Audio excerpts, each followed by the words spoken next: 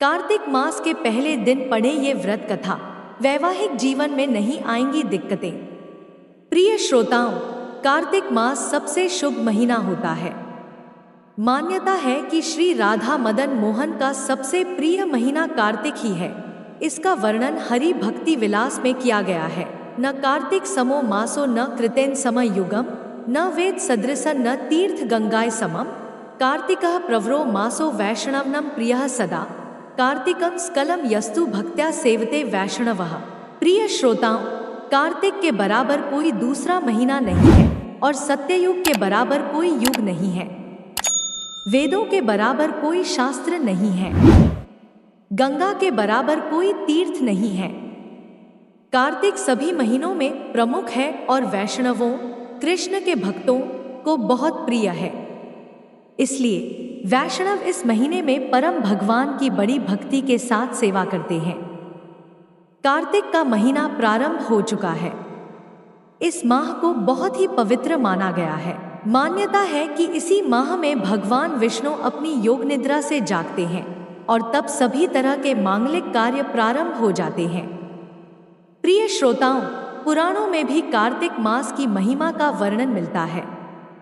इस माह में दीपदान, स्नान, विष्णु पूजा और तुलसी पूजा के साथ ही पौराणिक कथा सुनने का बहुत ही खास महत्व होता है। कार्तिक स्नान से जुड़ी एक प्रचलित पौराणिक कथा है जो भगवान विष्णु के त्रिविक्रम रूप और राजा बलि से जुड़ी है। पौराणिक कथा के अनुसार एक बार भगवान विष्णु ने कार्तिक मास में कश्यप ऋषि के आश्रम में निवास किया था। उस समय भगवान विष्णु अपने त्रिविक्रम रूप में थे। कश्यप ऋषि के पुत्र भृगु को जब भगवान विष्णु के वामन रूप का पता चला तो उन्हें क्रोध आ गया और उन्होंने भगवान विष्णु को शाप दिया। शाप के प्रभाव से भगवान विष्णु को बौने का रूप धारण करना पड़ा। भगवान विष्णु ने बौने का रूप धारण कर राजा बलि से 3 पग भूमि दान मांगी। राजा बलि ने भगवान विष्णु को दान दे दिया। अपने 2 पगों में भगवान विष्णु ने स्वर्ग और पृथ्वी को नाप लिया। तीसरे पैर से उन्होंने पाताल लोक को नापना शुरू किया। राजा बलि के गुरु शुक्राचार्य को डर हुआ कि भगवान विष्णु पाताल लोक को भी नाप लेंगे, इसलिए उन्होंने राजा बलि को अपना पैर वापस खींचने के लिए कहा। भगवान विष्णु ने अपना पैर रोक लिया और राजा बलि को स्वर्ग का राजा बना दिया। इसी दिन से कार्तिक मास की शुरुआत हुई और कार्तिक स्नान का महत्व स्थापित हुआ। एक दूसरी कथा के अनुसार एक नगर में एक ब्राह्मण दंपत्ति रहते थे। वे दोनों प्रतिदिन 7 कोस दूर गंगा और यमुना नदी में स्नान करने जाते थे। इतनी दूर आने जाने से ब्राह्मण की पत्नी थक जाती थी। एक दिन उसने अपने पति से कहा कि हमारा एक पुत्र होता तो कितना अच्छा रहता। पुत्र के बहू आती तो हमें घर वापस जाने पर खाना बना हुआ मिलता और बहू घर का काम भी कर देती। अपनी पत्नी की बात सुनकर ब्राह्मण ने कहा कि तूने बात तो सही कही है, चल मैं तेरे लिए बहू ला ही देता हूँ।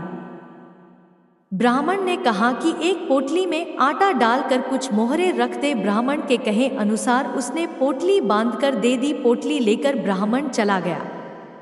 ब्राह्मण सफर के दौरान यमुना के किनारे बहुत ही सुंदर लड़कियां दिखाई दी। वे रेत में घर बनाकर खेल रही थी। उनमें से एक लड़की ने कहा कि मैं अपना घर नहीं बिगाड़ूंगी, मुझे तो रहने के लिए ये घर चाहिए। लड़की की बात सुनकर ब्राह्मण मन ही मन सोचने लगा कि बहू बनाने के लिए यही लड़की उचित है। जब वह लड़की जाने लगी तो ब्राह्मण भी उसके पीछे पीछे उसके घर तक चला गया। वहां जाकर ब्राह्मण ने उस लड़की से कहा, बेटी, कार्तिक मास चल रहा है इसलिए मैं किसी के घर खाना नहीं खाता। मैं अपने साथ आटा लेकर आया हूं। तुम अपनी माता से पूछो कि क्या वह मेरे लिए आटा छानकर 4 रोटी बना देगी। यदि वह मेरा आटा छानकर रोटी बनाएगी तो ही मैं रोटी खा सकता हूं। लड़की ने जाकर अपनी माँ को ये सारी बात बताई। माँ ने कहा, ठीक है, जाकर ब्राह्मण देव से कह दो कि वह अपना आटा दे दे, मैं रोटी बना दूंगी। जब वह आटा छानने लगी तो आटे में से मोहरें निकली। वह सोचने लगी कि जिसके आटे में इतनी मोहरें हैं, उसके घर में कितनी मोहरें होंगी। जब ब्राह्मण खाना खाने बैठा तो लड़की की मां ने उस ब्राह्मण से पूछा, क्या आपका कोई लड़का है और क्या आप उस लड़के की सगाई करने जा रहे हो?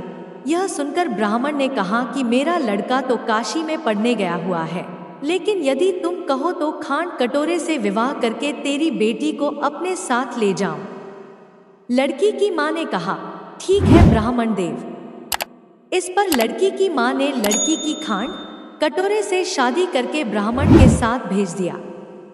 ब्राह्मण ने घर आकर कहा, रामू की मां दरवाजा खोलकर देख, मैं तेरे लिए बहू लेकर आया हूं।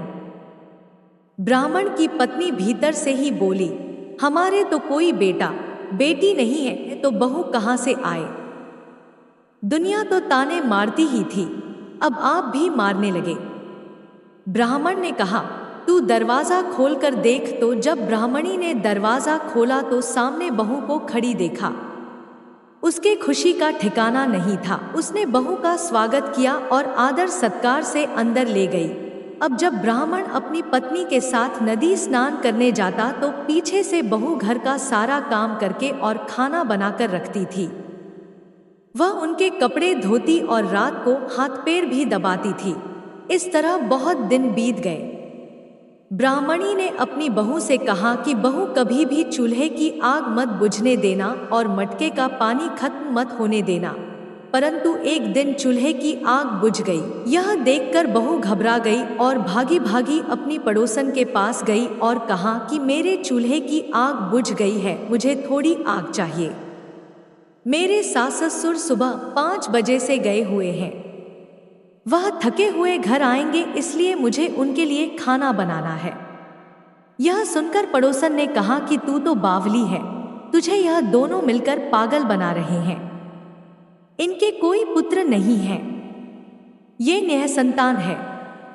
बहू ने कहा, नहीं ऐसा मत बोलो, इनका बेटा तो बनारस काशी में पढ़ने गया हुआ है। इस पर पड़ोसन ने कहा कि यह तुझे झूठ बोल कर लाए हैं, मेरी बात सच मान, इनके कोई बेटा नहीं है। अब बहू पड़ोसन की बातों में आ गई और कहने लगी कि अब आप ही बताओ मैं क्या करूं। पड़ोसन ने कहा कि करना क्या है, जब तुम्हारे सास ससुर आए तो जली हुई रोटियां बनाकर देना और बिना नमक की दाल बनाकर देना। खीर की कड़छी दाल में और दाल की कड़छी खीर में डाल देना। पड़ोसान ने उसे अच्छे से सिखा पढ़ा दिया। फिर जब उसके सास ससुर घर आए तो उसने न तो उनका आदर सत्कार किया, ना ही उनके कपड़े धोए। जब उसके सास ससुर को खाना दिया तो सास बोली, बहू आज यह रोटियां जली हुई क्यों है और दाल भी अलुनी है।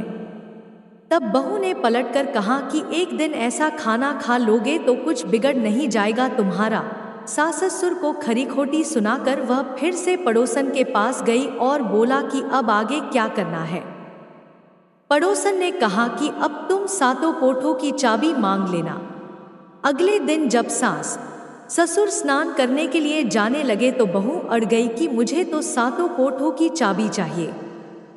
तब ससुर ने कहा कि इसे चाबी दे दो। तब सास ने बहू को चाबी दे दी। सास ससुर के जाने के बाद जब बहू ने दरवाजे खोले तो देखा कि किसी में अन्न भरा है, किसी में धन भरा है और किसी कोठे में बर्तन पड़े हैं। जब उसने सबसे ऊपर का 7वां कोठा खोला तो देखा कि शिवजी, पार्वती माता, गणेश जी, लक्ष्मी माता जी, पीपल पटवारी, कार्तिक के ठाकुर, राई दामोदर, तुलसी जी का बिड़वा, गंगाई मुना और 33 कोटि देवी देवता विराजमान है। वहीं पर एक लड़का चंदन की चौकी पर बैठा माला जप रहा है। यह सब देखकर उसने लड़के से पूछा कि तुम कौन हो? तब लड़का बोला कि मैं तेरा पति हूँ, अभी दरवाजा बंद कर दे, जब मेरे माता पिता आएंगे तब दरवाजा खोलना। यह सब देखकर बहू बहुत खुश हुई और 16 श्रृंगार कर सुंदर वस्त्र पहनकर अपने सास ससुर का इंतजार करने लगी। उसने अपने सास ससुर के लिए अच्छे अच्छे पकवान बनाए। जब उसके सास ससुर घर पर आए तो उसने उनका आदर सत्कार किया और प्रेम पूर्वक खाना खिलाया और हाथ पैर दबाने लगी। पैर दबाते दबाते बहू ने कहा कि माँ आप इतनी दूर गंगायमुना स्नान करने के लिए जाती हो तो आप थक जाती हो, इसलिए आप घर पर ही स्नान क्यों नहीं करती हो? यह सुनकर सास कहने लगी कि बेटी, गंगायमुना घर पर तो नहीं बहती है। तब उसने कहा, हाँ माँ जी बहती है, चलो मैं आपको दिखाती हूँ। जब बहू ने सातवां कोठा खोलकर दिखाया तो उसमें शिवजी, पार्वती जी, गणेश जी, लक्ष्मी जी, पीपल पटवारी, कार्तिक के ठाकुर, राई दामोदर, तुलसी जी का बिड़वा, गंगा यमुना बह रही है और 33 कोटि देवी देवता विराजमान है। वहीं चौकी पर बैठा एक लड़का माला जप रहा है। माँ ने उसे देखकर कहा कि बेटा तू कौन है? लड़का बोला, माँ मैं तेरा बेटा हूँ। तब ब्राह्मणी ने पूछा कि तक कहाँ से आया है? लड़के ने जवाब दिया कि मुझे कार्तिक दे ने भेजा है। माँ ने कहा, बेटा यह संसार कैसे मानेगा कि तू मेरा बेटा है? माँ ने कुछ विद्वान पंडितों से मदद मांगी। पंडितों ने कहा, इस पार बहू बेटा खड़े हो जाएं और उस पार माँ खड़ी हो जाए। माँ ने चमड़े की अंगियां पहनी हो और छाती में से दूध की धार निकलकर बेटे की दाढ़ी मूछ भीगे और पवन पानी से गठजोड़ा बंधे, तब मानेंगे कि यह इस माँ का ही बेटा है। उसने ऐसा ही किया। चमड़े की अंगियां फट गई और छाती में से दूध की धार निकलकर बेटे की दाढ़ी मूछ भीग गई। पवन पानी से बहू बेटे का गठजोड़ बंध गया। यह सब देखकर ब्राह्मण और उसकी पत्नी की खुशी का ठिकाना ना रहा। तो यह थी कार्तिक मास की कथा। हे कार्तिक के ठाकुर जी, जैसे ब्राह्मण और ब्राह्मणी को बहू बेटा दिया वैसे सबको देना। कार्तिक मास की कथा कहने, सुनने और हुंकारा भरने वाले सब पर कृपा करना। बोलिए ब्राह्मण और ब्राह्मणी की जय।